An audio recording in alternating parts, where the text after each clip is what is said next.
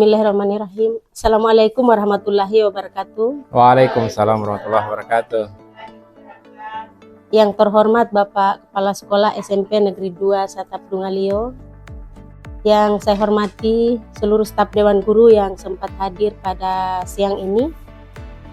Saya ucapkan terima kasih walaupun sudah waktu keluar, tapi Bapak Ibu masih menyempatkan waktu untuk mengikuti aksi nyata modul 14 budaya positif sesi berbagi saya. Ini adalah tugas saya sebagai CGP Angkatan 8 untuk Kabupaten Gorontalo. Dan sebelumnya saya persilakan sambutan dari Bapak yang terhormat Bapak Kepala Sekolah SMP Negeri 2 Satap Dungalio. Kepada Bapak disilahkan. Baik, terima kasih Bu Halimah. Bismillahirrahmanirrahim. Assalamualaikum warahmatullahi wabarakatuh. Waalaikumsalam warahmatullahi wabarakatuh. Ibu Bapak yang kami hormati, puji syukur mari kita panjatkan kepada Allah Subhanahu wa taala di siang hari ini kita semua bisa berkumpul serangkaian dengan sosialisasi dari guru penggerak yang ada di sekolah kita ini terkait dengan aksi nyata yang sudah dilakukan oleh Ibu Halimah di modul 1.4 yaitu budaya positif, sesi berbagi, di mana perlu saya sampaikan di tempat ini bahwa ini adalah pemenuhan tugas dari Ibu Halimah selaku calon guru penggerak di Angkatan 8, yaitu membuat aksi nyata. Nah, di hari ini Ibu Halimah akan berbagi dengan Bapak Ibu sekalian yang kebetulan belum sempat mengikuti kegiatan guru penggerak, yaitu budaya positif, di mana di sini ada kurang lebih 6 yang akan disampaikan oleh Ibu Halimah. Yang pertama itu disiplin positif, kemudian motivasi perilaku manusia, kemudian teori kontrol guru, keyakinan kelas, dan segitiga restitusi. Ini merupakan hal yang baru bagi Bapak Ibu yang belum sempat mengikuti pendidikan guru penggerak. Nah, Ibu Halimah sudah kurang lebih 2 bulan mengikuti pendidikan guru penggerak. Tentunya banyak hal baru yang beliau dapatkan dari pendidikan guru penggerak ini. Olehnya Ibu Halimah akan berbagi kepada Bapak Ibu sekalian, kiranya nanti di dalam kegiatan sosialisasi ini ada hal-hal yang ingin didiskusikan, silahkan didiskusikan Bapak Ibu. Mungkin hanya itu dulu pengantar dari saya untuk lebih mengefisienkan waktu. Forum ini saya serahkan kepada Ibu Halimah. Terima kasih. Assalamualaikum warahmatullahi wabarakatuh. Waalaikumsalam warahmatullahi wabarakatuh.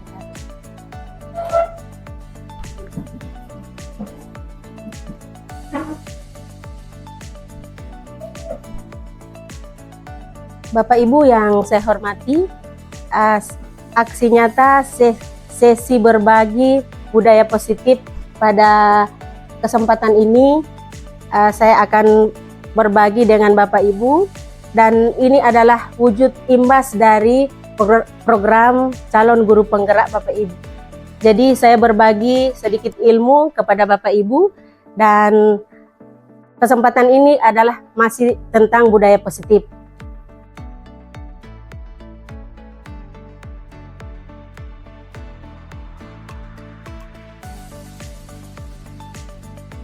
Bapak Ibu, ada pertanyaan yang perlu kita jawab sebagai pertanyaan pemantik. Apakah pemberian hukuman bisa mendisiplinkan siswa? Jawab ya atau tidak Bapak Ibu. Tidak. Pak Imran jawabnya tidak. Ya, terus Bapak Ibu silakan bebas menjawab. Tidak ada yang salah Bapak Ibu. Semua jawaban benar karena Bapak Ibu menjawab sesuai dengan alasan masing-masing. Saya ulangi, apakah pemberian hukuman bisa mendisiplinkan siswa?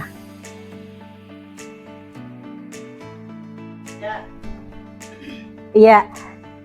Jadi ada yang jawabannya ya, ada yang jawabannya tidak Bapak Ibu ya? Iya. Iya, kita simpan jawabannya, nanti sebentar saya lanjutkan lagi. Yang kedua, pemberian hadiah meningkatkan prestasi siswa.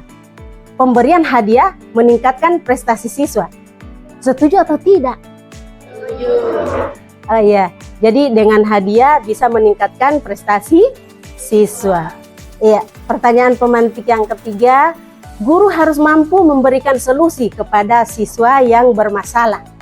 Kita sebagai guru harus memberikan solusi kepada siswa yang bermasalah. Setuju atau tidak? Ya, iya. Terus yang keempat, guru berperan sebagai teman bagi siswa. Pernyataan ini apakah sesuai dengan pemikiran Bapak Ibu? Guru berperan sebagai teman bagi siswa. Jadi kita guru ini menemani siswa, mereka mau belajar, mau kemana kita temani. Ya, jadi ada yang setuju guru sebagai teman siswa. Ya, ya. Untuk jawabannya kita simpan dulu Bapak Ibu ya. Ya, saya berharap di pertemuan ini semua kita bisa menemukan jawaban yang paling tepat untuk keempat pertanyaan ini. Budaya positif adalah perwujudan dari nilai-nilai kebajikan universal yang harus diterapkan di sekolah. Jadi budaya positif itu adalah nilai-nilai universal yang harus kita terapkan di sekolah Bapak Ibu. Contohnya seperti apa nilai-nilai universal itu Bapak Ibu? Nilai ini yang nilai karakter seperti yang kita ajarkan kepada anak didik kita setiap hari. Hanya saja di sini sudah bedanya menggunakan kata-kata budaya positif, disiplin positif, nilai-nilai kebajikan. Padahal itu sama dengan nilai-nilai yang kita ajarkan sebelumnya. Kira-kira seperti apa contoh nilai-nilai kebajikan itu Bapak Ibu? Contohnya seperti jujur, bertanggung jawab, empati. Jadi nilai-nilai ini yang kita memang dari dulu kita mengajarkan seperti ini. Mengajarkan karakter Bapak Ibu ya. Jadi nilai-nilai ini yang kita terapkan pada anak didik kita setiap hari. Ya, selanjutnya Bapak Ibu, konsep inti dalam menciptakan budaya positif yaitu yang pertama disiplin positif, yang kedua motivasi perilaku manusia, yang ketiga keyakinan kelas, yang keempat kebutuhan dasar manusia, dan yang kelima posisi kontrol seorang guru, dan yang terakhir yaitu segitiga restitusi. Mari kita main-main Bapak Ibu. Ya, judulnya tentang cobalah buka. Genggamlah tangan Bapak Ibu dan anggaplah di dalam genggaman Bapak Ibu itu ada sesuatu yang sangat berharga. Entah itu mutiara, mungkin diamond atau apa. Itu sangat penting untuk kehidupan Bapak Ibu ke depan. Genggamlah dengan erat dan silakan berpasang-pasangan Bapak Ibu. Silakan teman yang satu merayu, mencoba meminta untuk membuka ini genggaman yang menurut Anda sangat penting. Apakah? Ya, silakan dipertahankan Bapak Ibu karena ini memang kita menggenggam sesuatu yang sangat penting dalam kehidupan kita. Bagaimana Bapak Ibu? Ya, bagaimana Pak Haji bisa?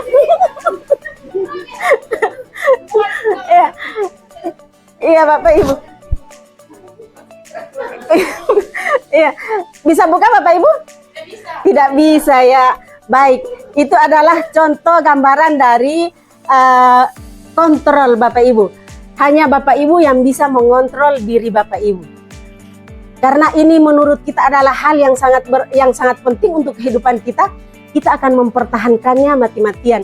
Walaupun kita dibujuk, disogok, dihukum, dimarahi, dimaki Bapak Ibu ya, tetap kita akan mempertahankan genggaman ini. Jadi itu adalah bukti kontrol diri kita. Hanya diri kita lah yang bisa mengontrol diri kita sendiri. Demikian Bapak Ibu, dan selanjutnya ya, ini perubahan paradigma Bapak Ibu ya. Ini ilusi guru mengontrol siswa. Memang kita selamanya sebelumnya kita berprinsip seperti ini Bapak Ibu ya. Kita yang mengontrol siswa. Sekarang ilusi guru mengontrol siswa. Apakah benar guru yang mengontrol siswa Bapak Ibu? Ya, ada yang menjawab benar dan ada juga yang menjawab ya. Karena guru mengontrol siswa dalam hal ini seperti yang kita lakukan setiap hari. Tapi ini sudah sedikit bergeser Bapak Ibu, karena inilah yang namanya perubahan paradigma. Kita sudah bukan kita lagi yang mengontrol siswa. Seperti contoh tadi Bapak Ibu, itu adalah contoh Bapak Ibu sendiri tidak bisa dikontrol oleh orang lain kalau memang itu dipertahankan. Demikian juga siswa. Ketika mereka kita berikan pembelajaran, terus kita berikan tugas, tugas atau PR. Ada juga yang tidak mau bikin PR Bapak Ibu. Itu buktinya bahwa siswa itu kita tidak bisa kontrol. Kecuali yang bisa mengontrol adalah diri mereka sendiri. Yang kedua, ilusi bahwa semua penguatan positif efektif dan bermanfaat. Semua penguatan positif efektif dan bermanfaat. Ini ilusi Bapak Ibu. Kalau menurut Bapak Ibu, bagaimana pemahaman dari pengertian dari semua penguatan positif, efektif, dan bermanfaat? Seperti penguatan pujian, penguatan reward, efektif, dan bermanfaat. Itu juga Bapak Ibu kalau sudah tidak seperti itu lagi, karena penguatan positif dulu kita masih menganggap itu bermanfaat dan efektif. Tetapi yang kita harapkan sekarang itu bukan penguatan yang sementara. Kita menginginkan penguatan dari dalam diri siswa, yaitu motivasi secara intrinsik. Yang ilusi ketiga Bapak Ibu, bahwa kritik membuat orang merasa bersalah dapat menguatkan karakter. Kritik yang membuat orang merasa bersalah bisa menguatkan karakter. Bagaimana Bapak Ibu? Setuju kritik yang bisa bisa menguatkan karakter? Kritik? Ya, ada yang menjawab ya, ada yang menjawab tidak, karena kritikan itu biasanya ketika kita memberikan kritikan kepada siswa kita, apalagi kita seorang guru memberikan kritikan, mereka yang pertama itu yang mereka rasakan Bapak Ibu, down dulu. Anak-anak kita itu kita tidak, mereka beranggapan bahwa kalau seorang guru yang mau ngeritik mereka merasa bersalah, ataupun mereka merasa tidak nyaman dulu ya Bapak Ibu ya. Jadi anak didik kita itu jangan diberikan kritikan walaupun mereka salah. Ya, mereka diberikan pujian saja dulu, karena belajar itu belajar dari kesalahan dulu Bapak Ibu, baru bisa benar. Ya, yang berikut, ilusi bahwa orang dewasa memiliki hak untuk memaksa. Kita guru orang dewasa, itu ilusi dulu, masih orang dewasa menggunakan kekuasaannya untuk memaksa anak-anak seperti memaksakan kamu harus ini, kamu harus ini. Di dalam hatinya Bapak Ibu, mereka itu ada yang tidak suka dengan yang kita paksakan kepada mereka. Seperti anak-anak kita yang bakatnya di mana, kita paksa untuk bermain bola sebelum kita telusuri minat dan bakatnya anak-anak, terus kita paksa mereka belajar sesuatu yang tidak sesuai dengan keinginan mereka. Jadi mereka akan merasa ada bentrok dalam hati, dan biasanya akan terjadi permusuhan. Ini kamari ibunya yang suruh-suruh kita. Seperti itu Bapak Ibu. Jadi kita tidak boleh memaksa kehendak kita kepada anak-anak. Iya, selanjutnya Bapak Ibu.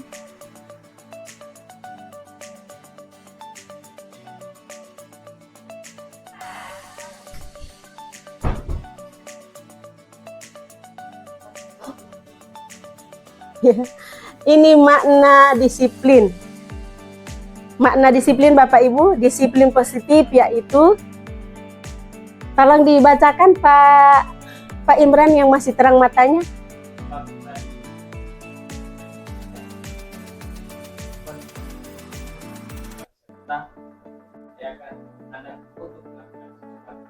Ya, terima kasih untuk Pak Imran. Disiplin positif adalah disiplin yang bertujuan untuk menumbuhkan kesadaran sendiri, kesadaran dari siswa itu sendiri, serta memberdayakan anak untuk melakukan sesuatu. Jadi disiplin inilah disiplin yang sebenarnya. Disiplin yang tumbuh dari diri anak sendiri, tanpa paksaan, tanpa ancaman, tanpa hukuman yang kita berikan kepada mereka.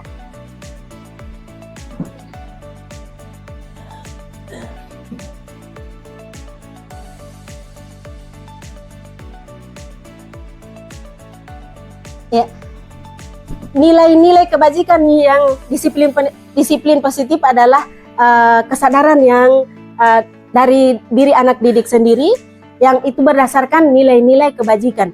Dan nilai-nilai kebajikan yang universal ini Bapak Ibu muaranya ke profil pelajar Pancasila di 6 dimensi ini, yaitu dimensi beriman dan bertakwa kepada Allah Subhanahu wa Ta'ala, yang berikut berkebinekaan global, gotong royong, kreatif, bernalar kritis, dan mandiri Bapak Ibu. Jadi semua nilai kebajikan yang kita ajarkan ke anak didik kita muaranya di profil pelajar Pancasila.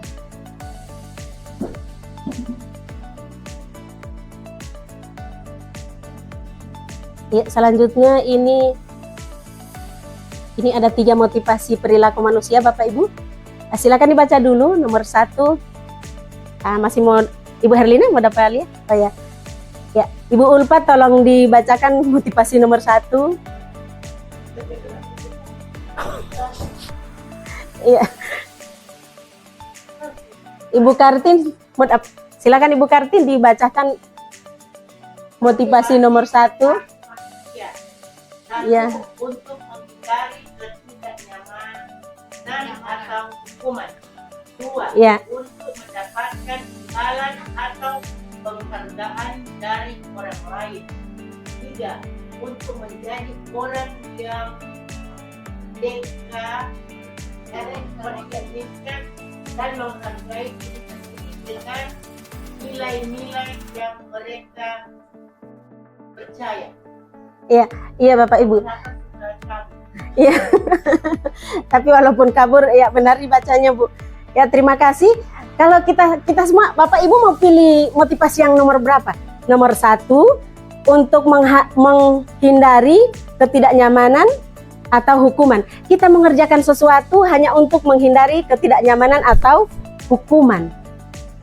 Yang kedua, untuk mendapatkan imbalan atau penghargaan dari orang lain.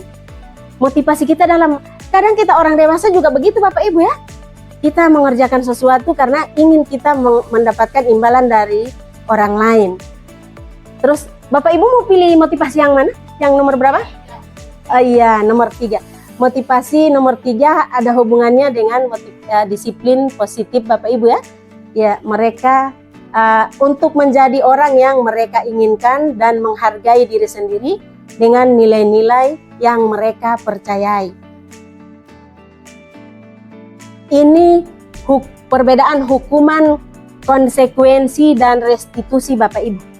Ini agak buram karena memang tulisannya kecil-kecil. Banyak perbedaannya Bapak Ibu, tapi sedikit saya ulas. Apa perbedaan hukuman, konsekuensi, dan restitusi? Hukuman itu biasa dilakukan oleh guru, dilakukan sepihak. Dan yang menderita Bapak Ibu adalah siswa ya. Ketika kita memberikan hukuman itu refleks. Terjadi saat itu juga, tidak ada perencanaannya. Jadi ketika anak didik kita membuat pelanggaran, langsung contohnya seperti mereka menggunakan sepatu yang tidak sesuai mungkin di kesepakatan kita sepatunya harus warna hitam, terus anaknya menggunakan sepatu putih, refleks saja gurunya langsung menghukum, copot sepatunya, mutar di lapangan 3 kali. Lari. Ya, itu adalah hukuman Bapak Ibu ya. Dan hukuman itu yang ujung-ujungnya anak didik kita yang menderita, dan biasanya akan timbul dendam dari anak didik kita karena di panas-panas kita suruh dia keliling mutar di lapangan, pasti pemikirannya dia dongkol, marah dia kepada kita. Terus hukuman itu biasanya Bapak Ibu diberikan secara fisik. Tadi itu lari-lari 3 putaran lapangan basket. Itu ada juga yang psikis, ya, kita bentak-bentak langsung. Kenapa kamu pakai sepatu yang tidak sesuai dengan keyakinan sekolah kita? Seperti itu. Jadi kalau kita guru merasa biasa saja itu membentak anak-anak Bapak Ibu, karena kita menggunakan hak kita orang dewasa. Jadi anak-anak sangat sakit hati mereka ketika kita bentak-bentak Bapak Ibu, dan itu akan mereka ingat sampai kapanpun. Untuk konsekuensi juga biasanya guru yang membuat konsekuensi itu. Tetapi perbedaannya dengan hukuman tadi tidak pernah diberitahu, refleks. Kalau ini konsekuensi diberitahu lebih dulu, tapi guru yang membuat, siswa sudah tahu. Apabila dia datang terlambat, maka konsekuensinya apa? Mungkin konsekuensinya seperti contoh begini. Kalau datang terlambat harus menulis 100 kali. Saya tidak akan datang terlambat lagi. Jadi mereka sudah tahu konsekuensinya Bapak Ibu ya. Kalau terlambat harus menulis seperti itu. Jadi mereka melakukan juga, tapi tetap siswa yang menderita ya, yang melakukan objek kita siswa menderita, sementara tujuan kita membelajarkan siswa Bapak Ibu adalah siswa harus senang. Sekarang yang ketiga, restitusi. Restitusi itu adalah langkah yang diberikan oleh guru dalam mengatasi masalah siswa supaya mereka bisa kembali ke kelompoknya dengan karakter yang lebih kuat. Nah, mana Bapak Ibu antara hukuman, konsekuensi, dan restitusi? Mana yang Bapak Ibu pilih dalam pembelajaran ini? Bapak memilih memberikan hukuman apabila anak didik kita salah, atau memberikan konsekuensi, itu juga ada hubungan dengan kesalahan. Terus restitusi itu diberikan solusi yang diberikan oleh guru kepada siswa yang berbuat kesalahan, dengan membuat dia kembali ke kelompoknya dengan karakter yang lebih kuat. Jadi tidak ada beban Bapak Ibu. Seperti tadi hukumannya ya beban mental, ya moral juga. Konsekuensi juga begitu, ujung-ujungnya siswa juga yang beban. Kalau ini restitusi, siswa akan kembali ke kelompoknya. Apabila dia melakukan kesalahan, kita bantu dia, berikan solusi, dan kita tidak mengutamakan kesalahannya, tapi kita mengutamakan solusinya. Jadi anak didik kita bisa kembali ke teman-temannya dengan membawa karakter yang lebih kuat lagi, lebih bahagia lagi dia kembali ke teman-temannya, tidak ada rasa kecil hatinya, kecewa atau bagaimana. Jadi mana yang Bapak Ibu mau pilih? Hukuman, konsekuensi, atau restitusi? Ya, restitusi Bapak Ibu ya. Iya, restitusi adalah solusi yang paling bagus untuk anak didik kita.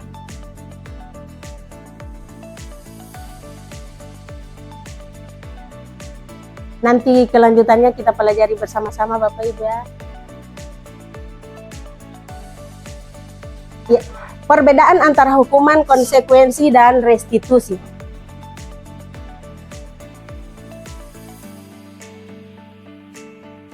Ya, kita sudah berada di konsekuensi dan hukuman Bapak Ibu. Lewat satu slide. Mencatat, Bapak Ibu pilih saja apa ini. Kalimat ini menggambarkan apa? Mencatat 100 kali di buku kalimat saya tidak akan terlambat lagi datang ke sekolah. Ini hukuman atau konsekuensi Bapak Ibu? Mencatat 100 kali. Mencatat 100 kali di buku kalimat saya tidak akan terlambat lagi datang ke sekolah. Hukuman atau konsekuensi Bapak Ibu? Ya, konsekuensi. Ketika dia datang terlambat, konsekuensinya tadi dia harus menulis 100 kali kalimat saya tidak akan datang terlambat lagi, saya tidak akan. Di jam istirahat dia akan menulis kalimat itu, konsekuensi. Selanjutnya Bapak Ibu, lari-lari keliling lapangan 3 kali karena terlambat datang ke sekolah. Ya, hukuman Bapak Ibu. Baik, yang ketiga berikut, murid minta push up 15 kali karena tidak menggunakan seragam sekolah. Ya, hukuman fisik ya. Yang berikut, berdiri di depan kelas sambil mengangkat 1 kaki karena tidak menjawab pertanyaan. Hukuman ya, baik Bapak Ibu, hukuman. Yang terakhir, membersihkan air yang terbuang di atas meja. Masih ada sambungannya ini Bapak Ibu. Hilang sepenggal kalimatnya. Karena menghilangkan pulpen teman. Membersihkan air yang terbuang di atas meja karena menghilangkan pulpen teman. Iya, ada sesuatu. Ya, sesuatu yang terjadi baru ada yang dilakukan. Hukuman atau konsekuensi Bapak Ibu? Ya, konsekuensi. Karena dia membersihkan air yang terbuang karena dia akibat dari dia menghilangkan pulpen dari temannya ya. Jadi Bapak Ibu sudah paham betul Bapak Ibu ya. Memang ini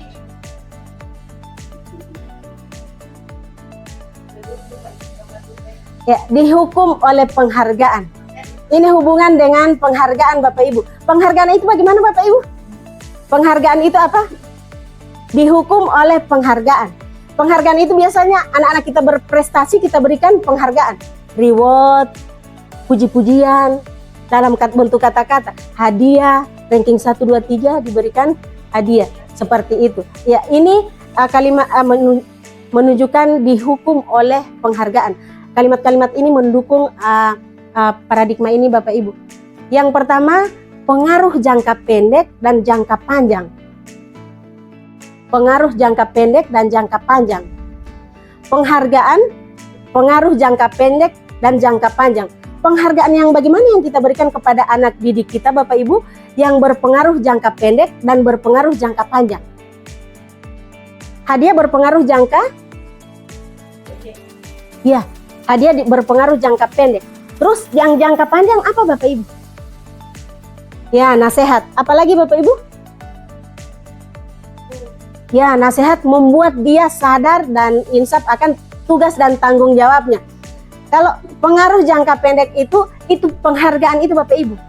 Yang pengaruh jangka pendek itu penghargaan yang kita berikan kepada anak didik kita, itu pengaruhnya hanya apabila kita berikan hadiah saja dia mau berprestasi, mau belajar atau mau melaksanakan apa yang kita minta. Kalau selanjutnya kalau kita tidak berikan lagi hadiah, penghargaan, dia tidak akan melakukannya lagi. Jadi dia hanya tujuannya untuk mendapat penghargaan saja. Ya, terus yang berikut, penghargaan tidak efektif. Maksudnya bagaimana Bapak Ibu? Penghargaan itu tidak efektif. Ya, begini, maksudnya penghargaan itu tidak efektif untuk memberikan motivasi kepada anak didik kita. Memang benar penghargaan itu adalah motivasi eksternal. Tapi motivasi eksternal itu adalah motivasi jangka pendek. Yang jangka panjangnya yaitu tadi yang saya sudah jelaskan sebelumnya. Yang berikut, penghargaan merusak hubungan. Bagaimana maksudnya penghargaan merusak hubungan Bapak Ibu? Penghargaan merusak hubungan. Contohnya begini, ketika penghargaan itu akan merusak hubungan seperti ini, anak yang juara 1, memang kalau dalam memberikan penghargaan, anak yang juara 1 kita berikan penghargaan, hadiah apa dalam bentuk apa. Terus kita yang juara 2 kita tidak berikan penghargaan. Jadi dia akan merusak hubungannya. Itu yang juara 1 dia kasih hubungan, dia kasih penghargaan, kita enggak. Kita juara 2 dia tidak kasih begitu. Jadi begitu juga anak-anak yang belum berprestasi Bapak Ibu, yang kita berikan hadiah hanya yang berprestasi, yang tidak berprestasi hatinya kucil. Terus kita tidak mau bergaul dengan, cuma dia yang dapat hadiah, kitanya enggak. Begitu. Ya, jadi mereka juga ingin mendapatkan.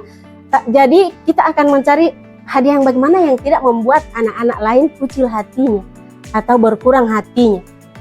Ya, berikut, penghargaan mematikan kreativitas. Anak-anak kita itu terlahir Bapak Ibu sudah membawa bakat dan minatnya. Otaknya memang sudah ada garis-garis samar dan kita guru-guru tinggal memperjelas garisnya. Artinya mereka sudah membawa bakat dan kepintarannya masing-masing. Kita tinggal memperkuat kepintarannya dengan kita menuntun mereka. Apabila kita berikan penghargaan kepada anak-anak Bapak Ibu yang berprestasi, sama dengan kita memberikan hadiah.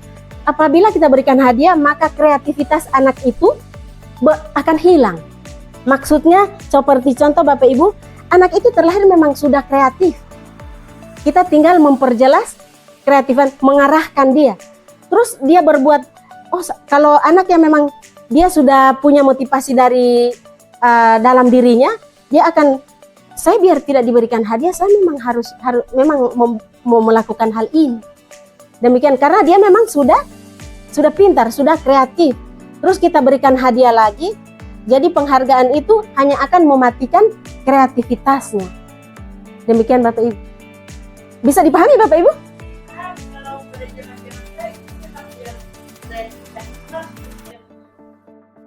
Ya, harus diberikan hadiah ya. Iya, zaman kita ya kita memang tercetak dari hadiah dan hukuman ini Bapak Ibu ya, sama-sama. Makanya ini perubahan paradigma. Ya, perubahannya sedikit begitu. Ya, yang ternyata memberikan hadiah ini tidak efektif Bapak Ibu. Karena motivasi yang seharusnya itu ya, motivasi yang seharusnya itu bukan hadiah itu motivasi eksternal Bapak Ibu ya. Ya, terus motivasi yang diharapkan dari anak didik kita adalah motivasi dari dalam diri, bukan karena rangsangan dari luar. Demikian. Bisa dipahami Bapak Ibu ya? Iya, insya Allah kita akan menerapkannya di sekolah kita Bapak Ibu. Ya, ini mengundang perbedaan karena kami juga demikian Bapak Ibu waktu belajar dengan instruktur. Kita ini adalah cetakan dari hukuman dan penghargaan, hukuman dan hadiah. Kalau salah dihukum, kalau juara diberikan hadiah.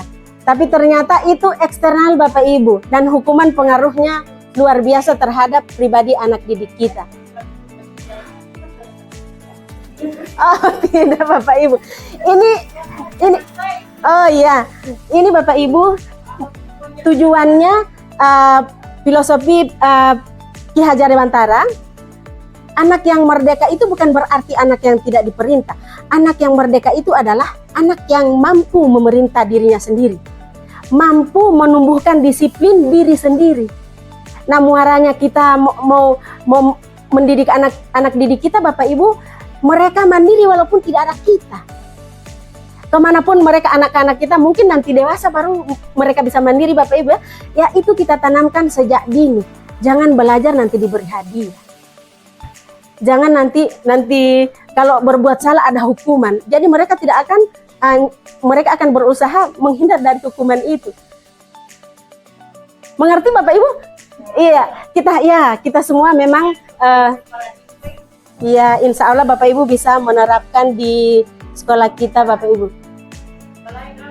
Ya, sekarang penghargaan menghukum. Penghargaan yang menghukum sama dengan tadi penghargaan tidak efektif. Karena dengan penghargaan itu dia akan berusaha keras. Padahal motivasi yang sebenarnya itu bukan motivasi dari dalam dirinya. Motivasi hanya karena demi hadiah-hadiah tadi dia akan berbuat sesuatu. Nah, bagaimana Bapak Ibu ketika tidak ada hadiah? Ketika ibunya, bapaknya di luar kota, tidak ada yang mau memberikan dia hadiah, bagaimana? Apa dia tidak akan berprestasi, tidak akan belajar? Ya, jadi Bapak Ibu, inilah maksudnya motivasi yang ditumbuhkan itu harus motivasi dari dalam diri. Ya, dari dalam diri. Yang berikut motivasi dalam diri. Ya, ini maksudnya. Motivasi dari dalam diri. Tidak akan pengaruh semua penghargaan, hukuman, tidak akan pengaruh kalau anak kita kuat karena motivasi dari dalam diri. Mamanya tidak ada, bapaknya naik haji, dia sendiri di sini, dia tidak akan goyah Bapak Ibu. Dia akan melakukan karena dia tahu, dia sadar dan dia tahu menghargai dirinya sendiri.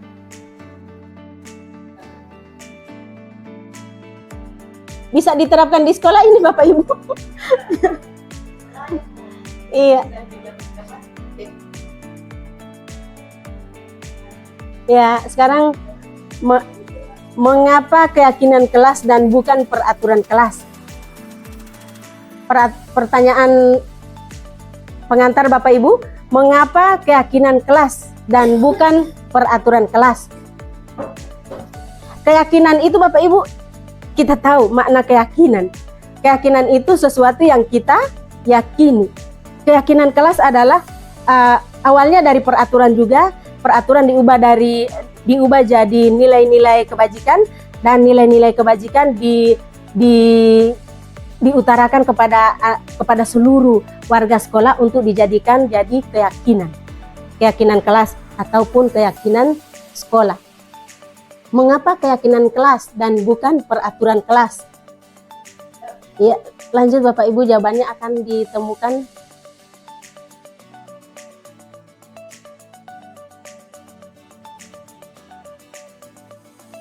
Ya, mengapa kita memiliki peraturan tentang penggunaan helm saat mengendarai kendaraan roda 2. Ini peraturan Bapak Ibu ya. Mengapa kita ada peraturan mengenakan helm ketika mengendarai kendaraan roda 2? Untuk apa Bapak Ibu? Ya, untuk keselamatan.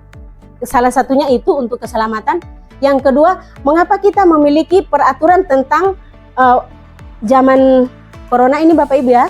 Mengapa kita memiliki peraturan tentang penggunaan masker dan mencuci tangan setiap saat? Mencuci tangan setiap saat. Waktu masih pandemi kita harus mencuci tangan setiap saat Bapak Ibu ya. Ya, tidak ada yang mengatur itu, tapi kita punya kepercayaan dan keyakinan bahwa kalau kita tidak mencuci tangan, maka ada kuman di tangan kita ini. Karena kita sudah diberikan keyakinan-keyakinan sebelumnya. Jadi itu bedanya Bapak Ibu, keyakinan itu adalah tumbuh dari dalam diri kita yang sudah diperkuat dengan pemikiran-pemikiran yang kita sudah miliki. Sementara peraturan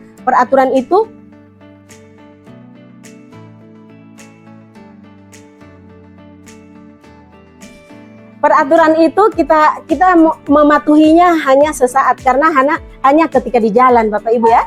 Ya di jalan kita menggunakan roda 2 harus pakai helm. Ternyata masih ada juga yang tidak menggunakan helm. Iya. Iya harus itu.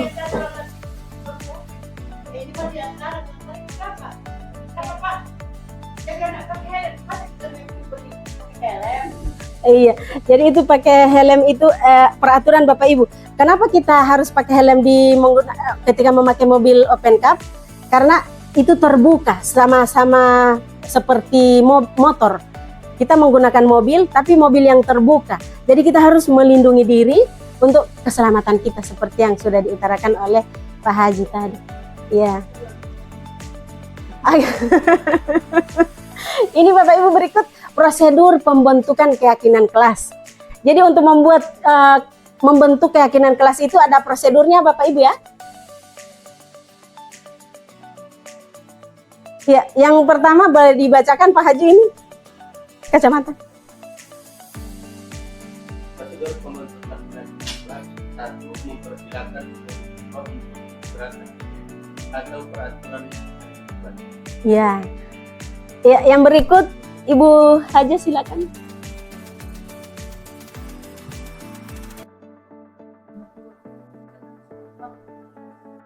Ya, dicatat semua. Catat semua pemikiran siswa.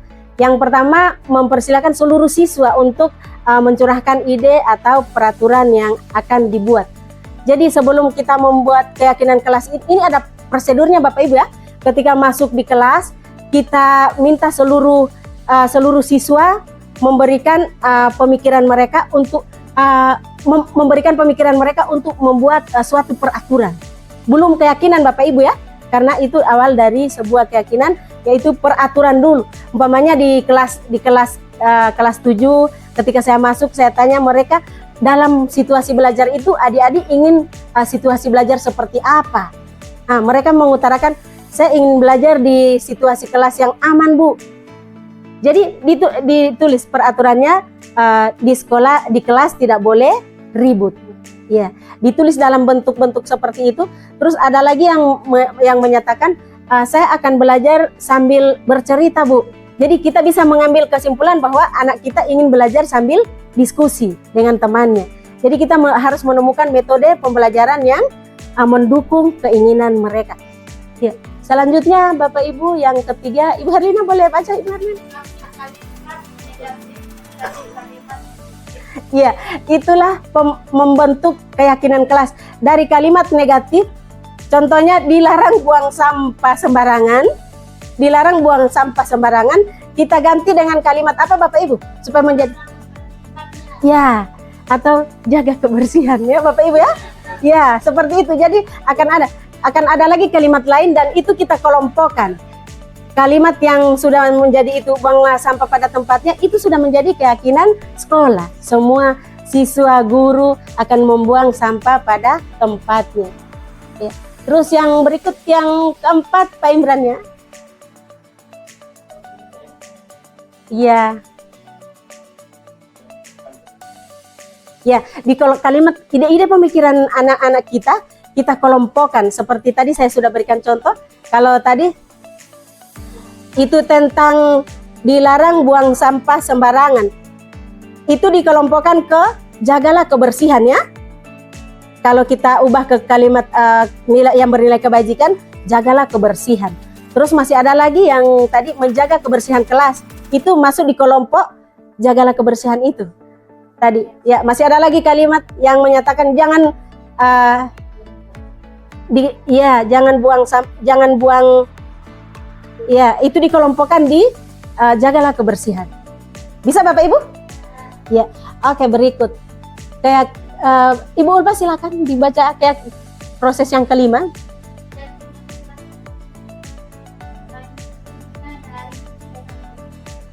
Ya, keyakinan kelas itu tidak perlu banyak-banyak. Karena ini namanya keyakinan Bapak Ibu. Kalau sudah banyak, anak-anak akan lupa. Jangankan anak-anak, kita juga akan dengan cara mengelompokkan tadi, keyakinan kelas akan tinggal sedikit Bapak Ibu.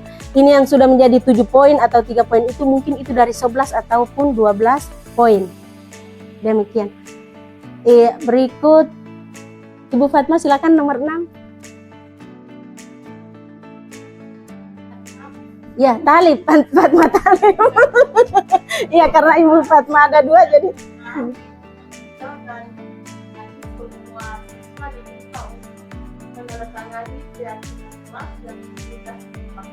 Ya, anak-anak kita, siswa kita di satu kelas itu Bapak Ibu, setelah kita membuat keyakinan kelas bersama siswa, kita minta mereka menandatanganinya. Itu pengikat mereka bahwa keyakinan itu akan mereka jalankan dengan sepenuh hati. Ada juga anak-anak kita, saya belum tahu tanda tangan Bu, baru kelas begini saya belum.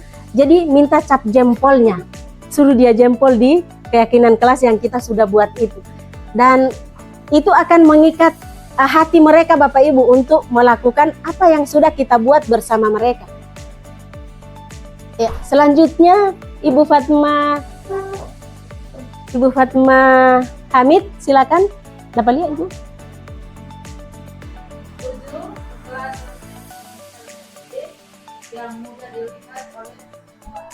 Ya, setelah selesai ditempel di dinding yang mudah dilihat oleh anak-anak agar mereka bisa selalu melihatnya, selalu mengupdate keyakinan kelas yang sudah kita buat bersama.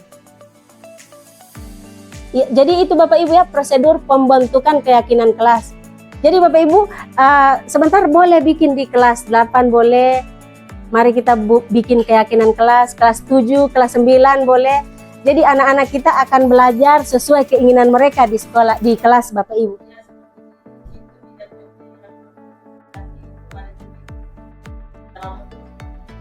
Ya, karena kalau kesepakatan itu sesuai keinginan mereka Bapak Ibu. Sementara pembelajaran yang berdiferensiasi itu kita memberikan sesuai kebutuhan mereka. Mengajar, memilih metode ataupun materi sesuai kebutuhan anak didik. Iya, selanjutnya Bapak Ibu.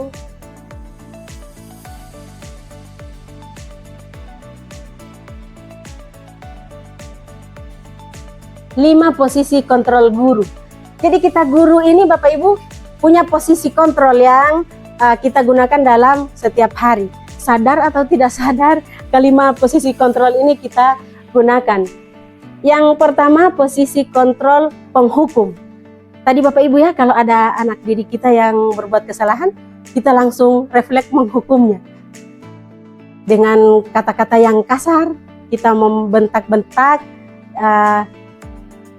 memaksakan keinginan kita sesuai keinginan kita yang kita ingin buat untuk anak didik kita itu. Hukuman yang pada intinya hukuman itu menyiksa anak didik. Hukuman itu berupa kata-kata, juga ada yang berupa hukuman fisik Bapak Ibu ya, dengan membentak dan mengeluarkan minta dia untuk keliling lapangan, apa itu hukuman fisik. Terus yang kedua posisi kontrol guru membuat rasa bersalah. Ketika siswa membuat kesalahan Bapak Ibu, kita ingin membuat dia insaf, tapi kalimat kita yang kita rancang itu, kita merangkai kalimat itu hanya kalimat yang membuat anak itu merasa tambah lebih bersalah lagi. Ya, seperti anak yang datang terlambat, kamu ini nak, ibu malu nak, nanti ibu ditegur kepala sekolah, nanti ibu dikira tidak mampu membimbingmu. Seperti itu kalimat-kalimatnya Bapak Ibu. Jadi anaknya semakin tambah merasa bersalah. Dan ini dampak negatifnya sangat tinggi dari posisi kontrol guru sebagai penghukum Bapak Ibu. Di posisi membuat rasa bersalah ini, anak akan merasa gagal, akan merasa dia gagal dalam membahagiakan orang yang di sekitarnya. Gurunya saja menderita menurut dia. Karena ibunya tadi sudah membuat dia bersalah, toh? Ya, jadi dia akan berpemikiran bahwa dia gagal membahagiakan orang tuanya, gagal membahagiakan gurunya, gagal membahagiakan orang-orang di sekitarnya. Sehingga dampak negatif dari posisi kontrol ini membuat merasa bersalah ini, anak akan menjauh dan bahkan tidak akan mau sekolah lagi. Demikian Bapak Ibu. Insya Allah kita tidak akan memposisikan diri kita sebagai pembuat rasa bersalah bagi anak-anak. Yang berikut Bapak Ibu, sebagai teman. Tadi di awal pertanyaan pemantik kita ada pernyataan saya kalau guru harus sebagai teman bagi seorang siswa. Nah, ini posisi kita memang ada sebagai teman Bapak Ibu. Kita berteman dengan mereka, akrab, kata-kata kita ramah, dan anak akan merasa tergantung kepada kita. Ketika kita tidak ada, dia akan mencari. Oh, ini guru temannya, guru yang sebagai temannya itu dia akan cari. Dampak negatifnya Bapak Ibu itu ketergantungan. Sementara anak didik kita ini seperti di SMP hanya 3 tahun bersama kita Bapak Ibu ya. Jadi tidak perlu kita membuat posisi sebagai teman untuk mereka, karena ketika mereka mau melanjutkan ke sekolah lanjutan, mereka akan ingat kita terus. Akan merasa ada ketergantungan antara siswa dengan gurunya. Terus yang posisi kontrol keempat Bapak Ibu, pemantau ya. Ya. Ini posisi kontrol pemantau, dia mau lihat dari jauh anak didiknya. Memantau, dia berikan ilmu, dia berikan, tapi setelah itu dia pantau perlakuan anaknya ini bagaimana. Ketika diberikan tugas, dipantaunya dari jauh. Dilihatnya apakah anaknya berbuat sesuai dengan apa yang sudah diajarkan atau apa yang sudah diperintahkan.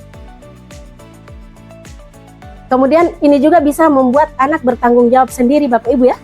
Karena gurunya tidak dekat, dia hanya memantau dari jauh. Setelah menyelesaikan tugas baru didekati dan dilihat kalau sudah benar tugasnya diberikan lagi lanjutan dari materinya. Berikut manajer. Manajer Bapak Ibu, biasanya manajer ini pimpinan-pimpinan di perusahaan-perusahaan. Nah, kita sebagai guru, kita manajer Bapak Ibu, manajer kelas kita. Jadi kita pemimpin ataupun pengelola kelas. Sebagai manajer ini, seorang manajer itu dia akan berkata lemah lembut.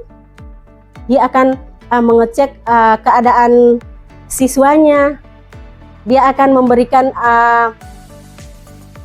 pertanyaan-pertanyaan yang memancing siswanya untuk menjawab dengan sesungguhnya. Dia dengan tulus memberikan perhatian kepada siswanya. Posisi ini memberikan penyelesaian solusi bagi siswa yang mendapatkan masalah.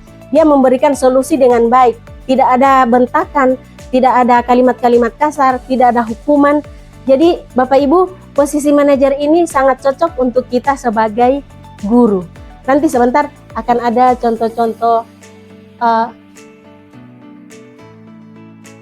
Saya akan putarkan video Bapak Ibu ya.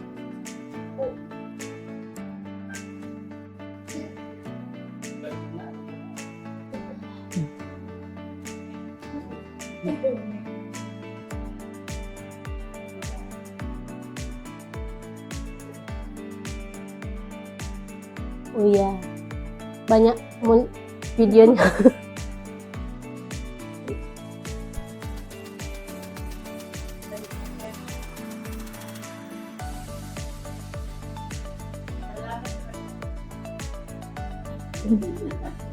Belum terlambat Bapak Ibu. Masih ada waktu untuk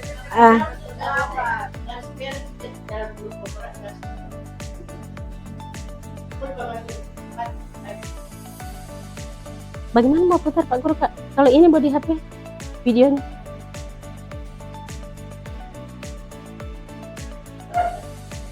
Iya, belum ada di ini. Alasan Pepsodent memberikan nafas segar. 1.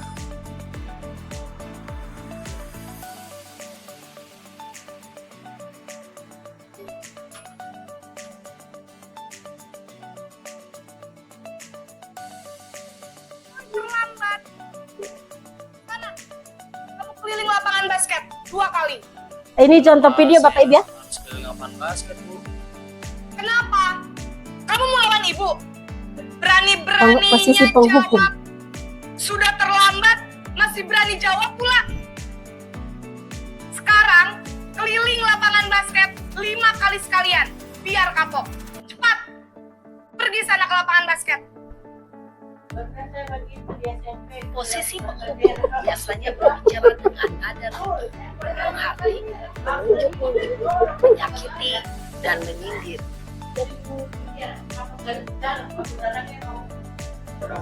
Teman bisa berupa fisik maupun psikis. Ibu dan bapak guru hebat. Dampak yang terjadi pada murid ketika guru berhadapan dan posisi penghukum adalah murid cenderung akan memberontak, bahkan menyimpan dendam.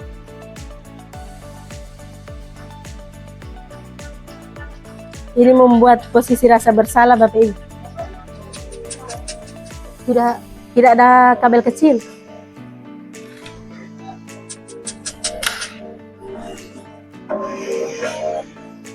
Naren,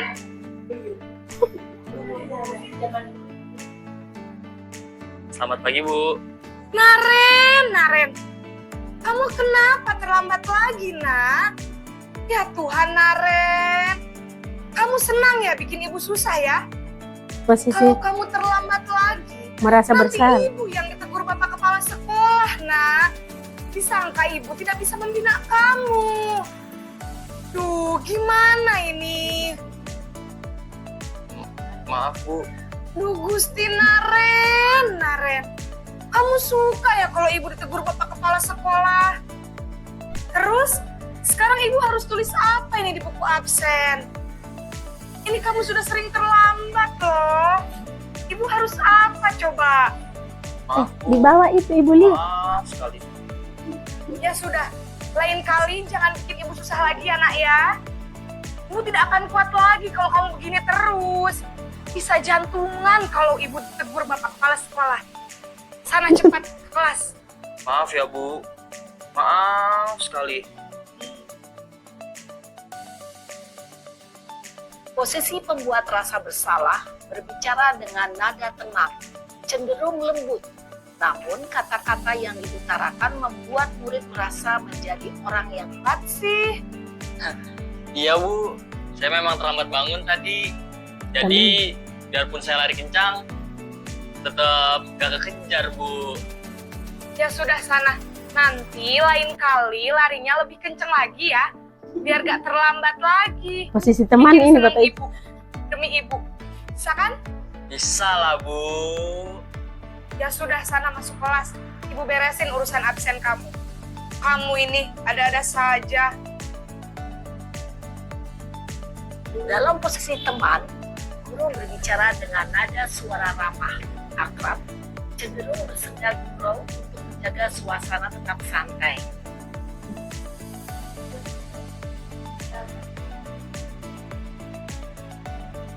Selamat pagi, Bu. Naren, apa peraturan sekolah kita tentang jam berapa kita harus masuk sekolah, nak? Kita harus di sekolah jam 7, Bu. Iya betul, sekarang sudah jam 7.20. Naren sudah tahu konsekuensinya jika terlambat hadir. Paham, Bu. Saya harus tinggal kelas pas jam istirahat selama 20 menit. Ya benar, konsekuensinya demikian. Jadi nanti jam 9.30 pas istirahat, kamu harus tinggal di kelas, kerjakan tugas tambahan untuk ketertinggalan kamu, ya? Baik, Bu. Posisi pemantau mengandalkan penghitungan atau data untuk mengontrol murid. Guru mengarahkan murid berdasarkan peraturan dan konsekuensi. Seorang pemantau menunjukkan bahasa tubuh dan ekspresi wajah yang datar dan cenderung formal.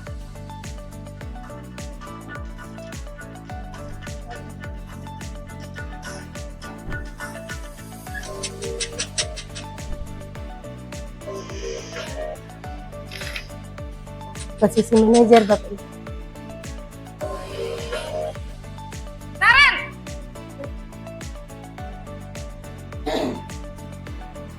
Selamat pagi, Bu. Selamat pagi, Naren. Maaf, Bu. Saya terlambat.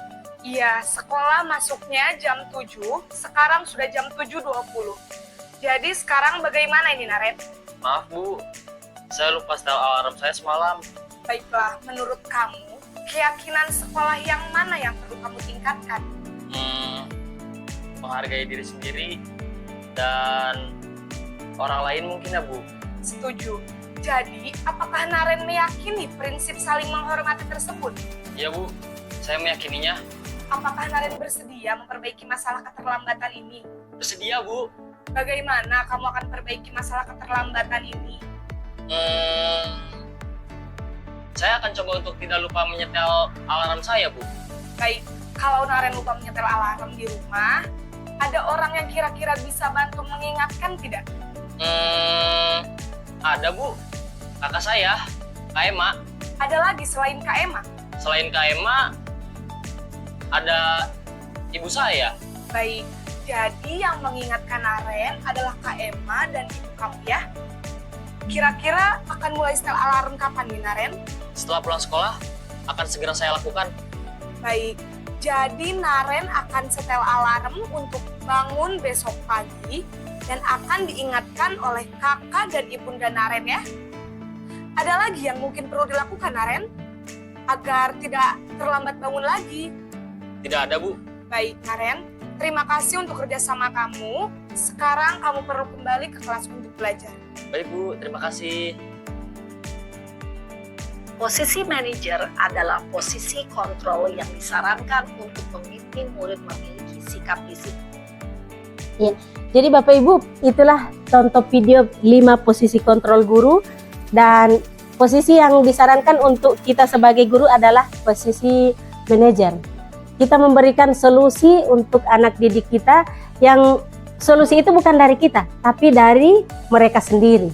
Mereka sendiri yang sadar akan kesalahannya dan melakukan perbaikan dengan cara mereka sendiri.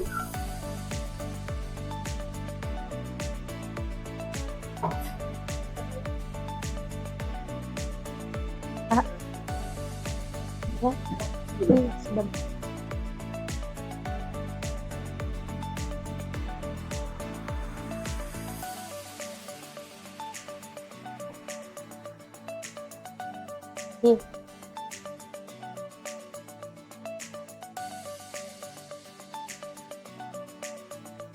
Ya, posisi menghukum membuat anak dendam Bapak Ibu.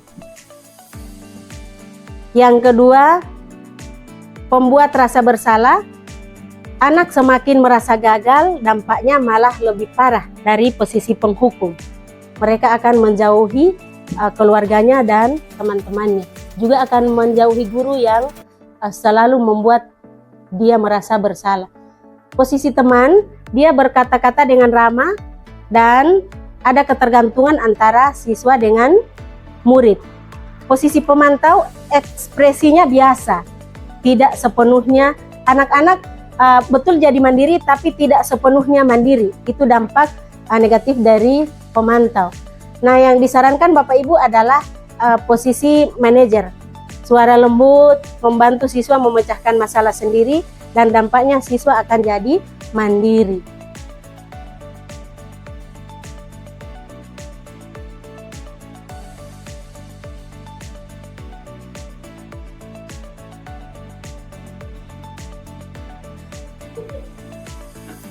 Ya, ini Bapak Ibu 5 kebutuhan dasar manusia.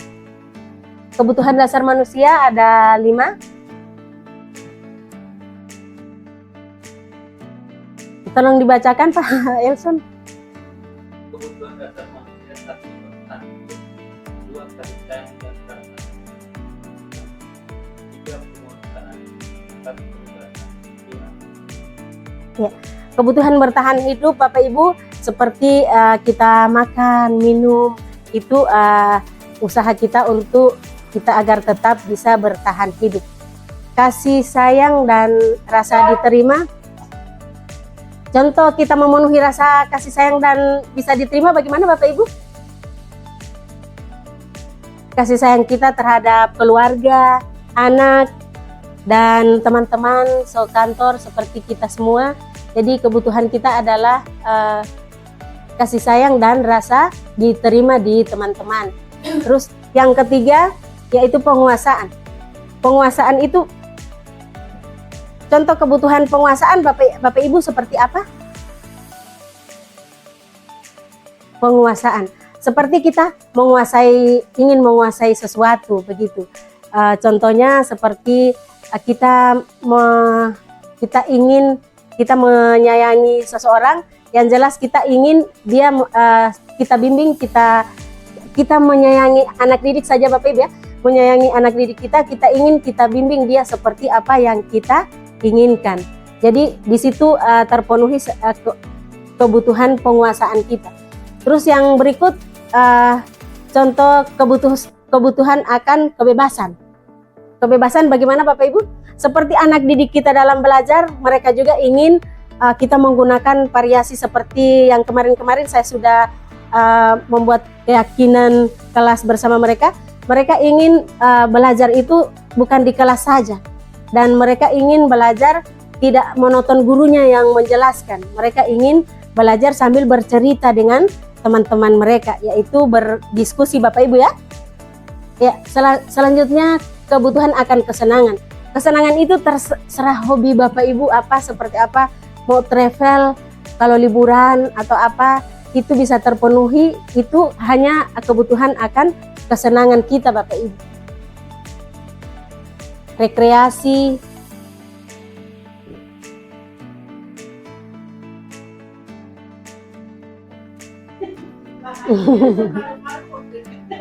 memberikan contoh. Ya, ini dunia berkualitas Bapak Ibu. Apa yang dimaksud dengan dunia berkualitas Bapak Ibu? Dunia berkualitas itu adalah waktu kita yang sangat kita dambakan di saat itu tercapai. Jadi ibaratnya apa yang kita inginkan itu tercapai.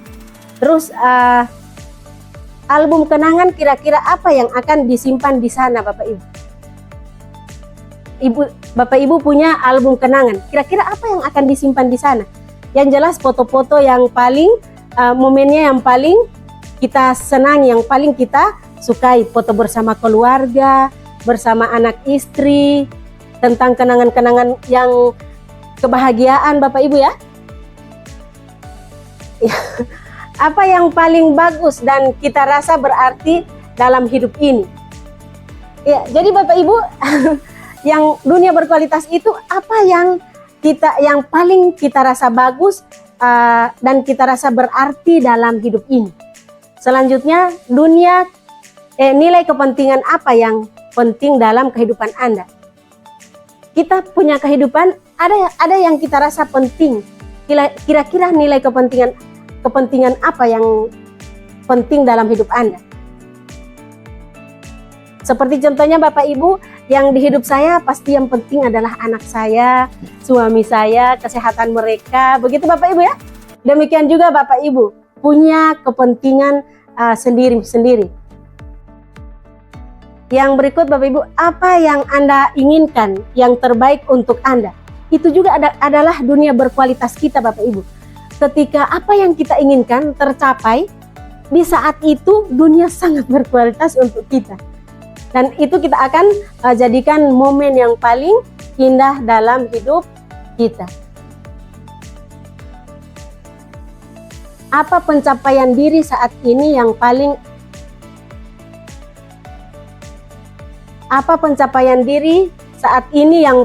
Anda sukai? ketika Bapak Ibu melakukan hobi, mungkin ya menyalurkan hobi, terus ingin mencapai mungkin pemain badminton Pak Haji ya, terus ikut lomba, terus pertandingan, terus dapat juara. Karena itu hobinya, pasti dia mencapai juara. Itu adalah keinginannya yang sangat membahagiakan. Yang berikut Bapak Ibu, apa yang paling bermakna dalam hidup Anda? Pertanyaannya, ya itu jawaban dari salah satu jawaban dari dunia berkualitas. Apa yang paling bermakna di dalam hidup Anda? Kira-kira apa Bapak Ibu yang bermakna dalam hidup ini? Masing-masing punya Bapak Ibu ya. Kalau mungkin orang lain memaknai di hidupnya yang paling bermakna itu adalah kesehatannya, yang paling bermakna itu adalah uangnya, sakunya kencang, begitu. Bagaimana Pak Haji? Apa yang paling bermakna dalam dunia berkualitas? Iya, itu juga bermakna Bapak Ibu ya. Kalau kita senang dengan game-game yang ada di HP, itu pencapaian kita di dunia berkualitas. Kita merasa senang dan bahagia bersama apa yang kita inginkan itu. Yang terakhir adalah titik puncak pencapaian dalam hidup Anda. Titik puncak pencapaian dalam hidup Anda, itulah dunia berkualitas. Bisa dipahami Bapak Ibu ya? Ya, selanjutnya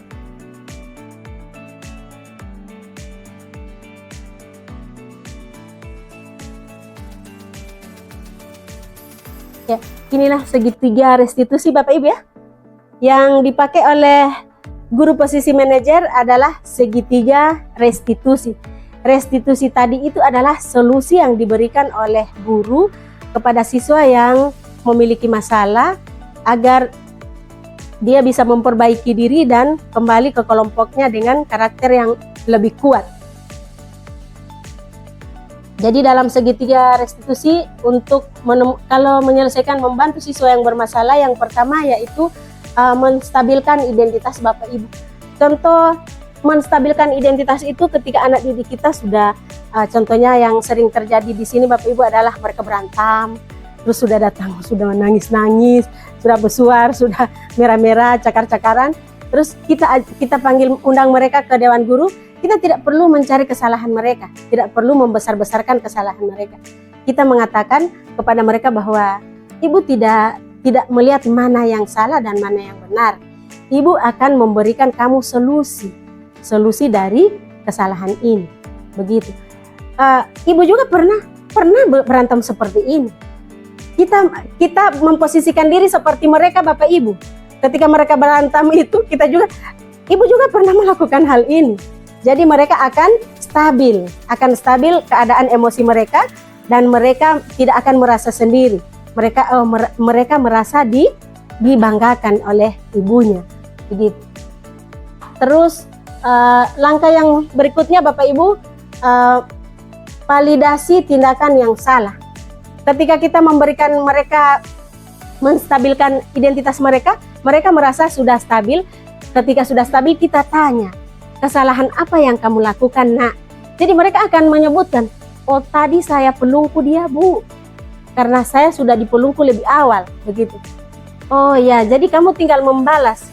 Ya, iya, Ibu juga kalau dipelungku begitu pasti akan membalas juga. Ya, jadi kita memposisikan diri sama-sama seperti mereka. Dan setelah mereka kita tahu sudah stabil, kita tanya, kamu tahu kesalahan apa yang kamu lakukan, Nak? Ya, Bu, kesalahan kira-kira kesepakatan kelas apa, Nak, yang kamu sedikit lagi Pak Haji. Ya, kita tanyakan kira-kira keyakinan sekolah yang mana yang kamu langgar, Nak?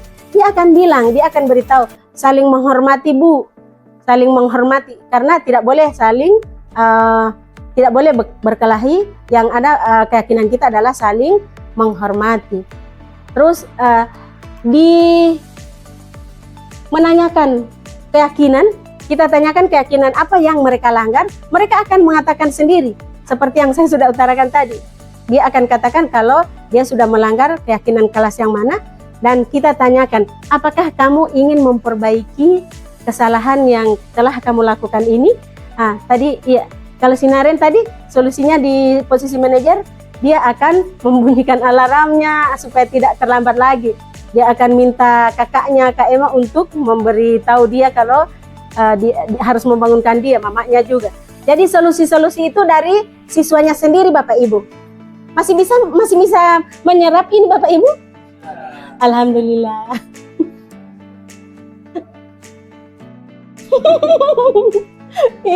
Iya, sudah jam begini Bapak Ibu ya. Iya. Selanjutnya, insya Allah semua materi ini adalah materi yang kontekstual Bapak Ibu, bisa kita aplikasikan di sekolah saat ini. Oh iya, ya Bapak Ibu demikian. Apa ada pertanyaan Bapak Ibu dari materi-materi yang sudah?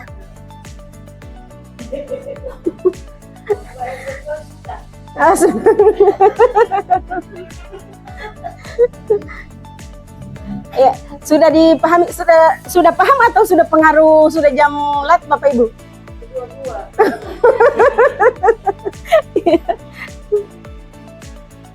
Nanti mau cut.